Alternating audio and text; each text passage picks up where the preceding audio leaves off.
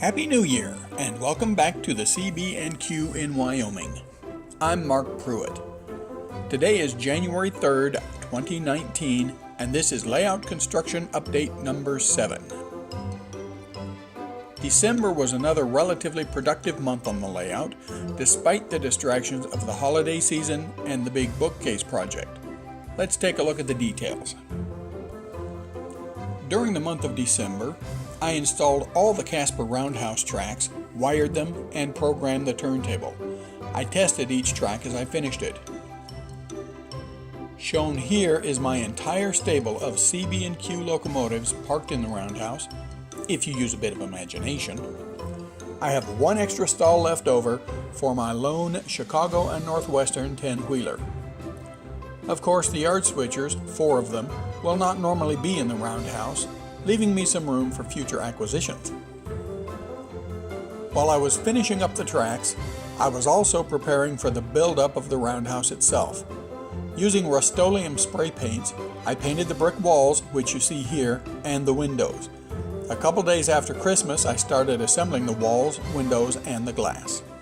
For some time, I'd been mulling over how to light the roundhouse without spending a fortune on LEDs, and after Christmas sales provided the answer. I picked up a couple of boxes of these battery-powered LED strings for $5 a box. After removing the red and white yarn and the cheesy snowflakes, I was left with what appears to be a very workable string of lights. On New Year's Day, I started building up the roundhouse. This is how it looks as of yesterday, January 2nd. I have a few more pieces to paint. Then the sidewalls will go on and the doors. The upper windows and roof will be last. And back to the lighting, I threaded the LED string through the support beams. If you look close, you can see the silver wire.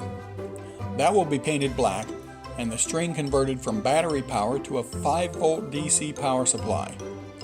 I'm thinking I might use a USB plug for that, since you can get the single wall taps for $5 or $6 at truck stops. Not sure about that though. There might be some drawbacks to that approach. Here's how the string looks when it's lit. With the wire painted black and a little CA at the support beams to hold it in place, I think this will work out very nicely. During the month, I also began installing my throttle bus. While radio control is great, sometimes I prefer a tethered throttle, especially in yards. There are now 2 UTPs, as NCE calls them, installed for Casper. Right now they're just screwed to the benchwork, but when the fascia is installed, they'll be mounted there. But the power station is still attached to the bus wires via alligator clips. Someday. And that's about it. We're up to date. I thought I'd finish with a clip showing a locomotive entering the roundhouse, just so you'd know I wasn't fibbing about finishing the tracks.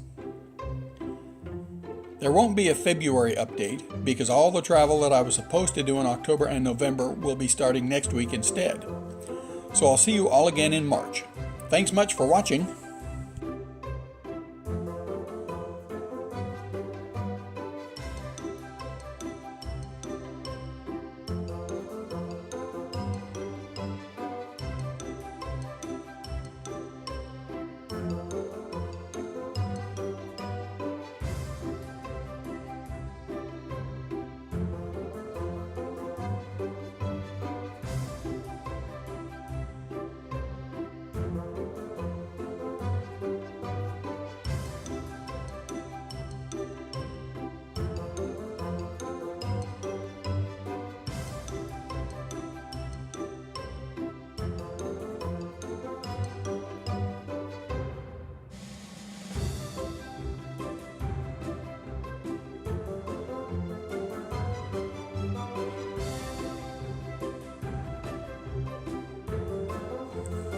See there? I told you it works.